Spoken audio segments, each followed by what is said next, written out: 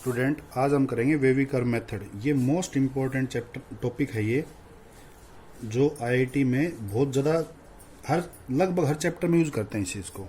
तो इसके पहले स्टेप समझो, फिर इसे कुछ एग्जांपल करेंगे और इसको 3-4 वीडियो में कंप्लीट करेंगे। ध्यान रखना आप। सबसे पहले मेथड हमें फर्स्ट फैक्टराइज करना है न्यूमरेटर और डिनोमिनेटर को। ध्यान रखो, अगर आपके पास फैक्टराइज पॉसिबल है तो आप न्यूमरेटर और डिनोमिनेटर को फैक्टराइज करो।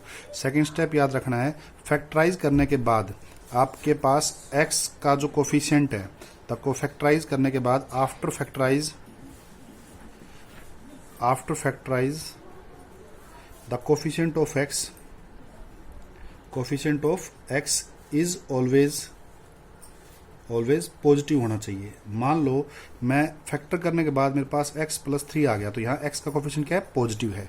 अगर और यहाँ साइन मेरे पास ग्रेटर देन 0 है, ठीक है। अगर मेरे पास ये 3 माइनस एक्स होता तो मैं क्या करता, इस नेगेटिव को कॉमन लेता, तो ये हो जाता x माइनस 3 और ये लेस देन 0 हो जाता। ध्यान रखना एक बात चीज़, जब ये नेगेटिव टर्म से आप मल्टीप्लाई या डिवाइड करोगे तो इनइक्वलिटी हमेशा चेंज होती है। तो माइनस को मैं अगर उधर ले जाऊंगा तो इसका साइन चेंज हो जाएगा। ध्यान रखना आप लोग, जब भी आप माइनस की टर्म को दूसरी साइड लेके जाते हो तो इनइक्वलिटी चेंज होगी। लेस देन होगी तो ग्रेटर देन हो जाएगी, ग्रेटर देन होगी तो लेस देन हो जाएगी। ये छोटी सी बात याद रखनी है। तो सेकंड स्टेप क्या हुआ, फैक्टराइज करने के बाद आप x का कोफिशिएंट हमेशा पॉजिटिव बनाना है, ये ध्यान रखना है। थर्ड स्टेप ध्यान रखना आपको भाई कि थर्ड स्टेप याद रखना है आपको फैक्टराइज करने के बाद कि अगर आपके पास कोई पॉजिटिव टर्म्स है, if you have any positive term, अगर आपके पास कोई भी पॉजिटिव टर्म है जो ऑलवेज पॉजिटिव टर्म अगर जो हमेशा पॉजिटिव रहती है तो उसको आप नेगलेक्ट कर दो, NEGLE, नेगलेक्ट कर दो। नेगलेक्ट का मतलब होगा जैसे मान लो आपके पास है x की 4, x प्लस 2 का whole square, x square plus x की 4, x square plus x plus 1, ये ऐसी टर्म है जो ऑलवेज पॉजिटिव रहेगी, चाहे आप x की कुछ भी वैल्यू पुट कर लो। तो इनके ना तो फैक्टर करने की जरूरत है, ना इस पे ध्यान देने की जरूरत है। आप उसको उस क्वेश्चन से हटा सकते हो। जैसे मान लो क्वेश्चन आ जाए x की 4, x plus 3 upon x minus 2 और ग्रेटर देन 0 आ जाए, तो यहाँ ये पॉजिटिव टर्म है तो इसको मैं रिजेक्ट करके केवल क्वेश्चन ही ले सकता हूँ। x plus 3 upon x minus 2 को सोल्व करूंगा तो इसका आंसर वही आएगा और इस पूरे का आंसर आएगा। तो इसका मतलब क्या हुआ, थर्ड स्टेप में ध्यान रखना कि कोई भी पॉजिटिव जो होगी, जो ऑलवेज पॉजिटिव टर्म, उसको नेगलेक्ट कर दो, उसको हटा दो वहां से। अगले स्टेप की बात करते हैं। पॉजिटिव को हटाने के बाद फिर निकालनी है आपको नंबर ऑफ जीरोज। अब निकालोगे आप number of zeros. Fourth step निकालना पड़ेगा आपको नंबर ऑफ जीरोज।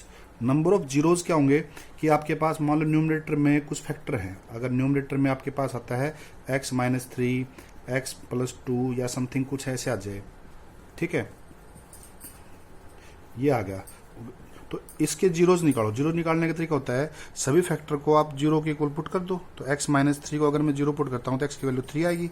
तो इस पहले ब्रैकेट से x की वैल्यू 3 आई, पहली जीरोज। दूसरे ब्रैकेट से आई -2, तीसरे से आई 4 और चौथे से आई -4। तो ये आपके पास नंबर ऑफ जीरोज आएंगे, नंबर ऑफ जीरोज। तो तीसरा स्टेप आपको नंबर ऑफ जीरोज निकालना है, फोर्थ स्टेप। फिफ्थ स्टेप की बात की जाए, नंबर ऑफ जीरोज को आप एक नंबर लाइन पे रिप्रेजेंट करोगे, नंबर लाइन पे रिप्रेजेंट करोगे।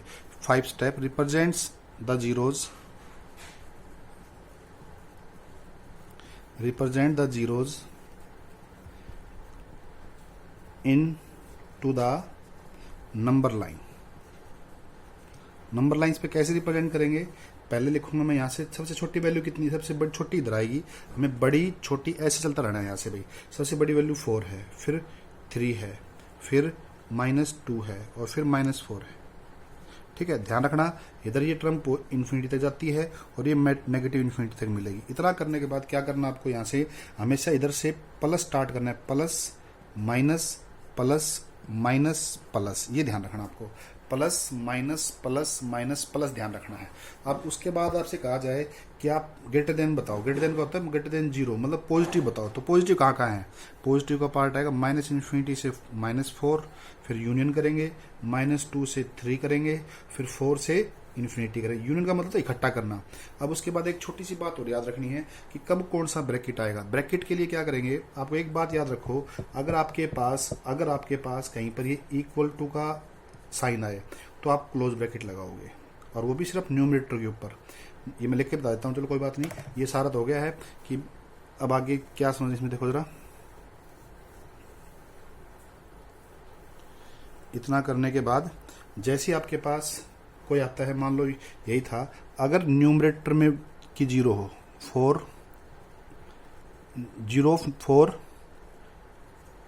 जीरोज ऑफ न्यूमरेटर, न्यूमरेटर की 0 में आपके पास अगर ये 2 साइन हो, ये साइन हो, तो आपके पास क्लोज इंटरवल आएगा।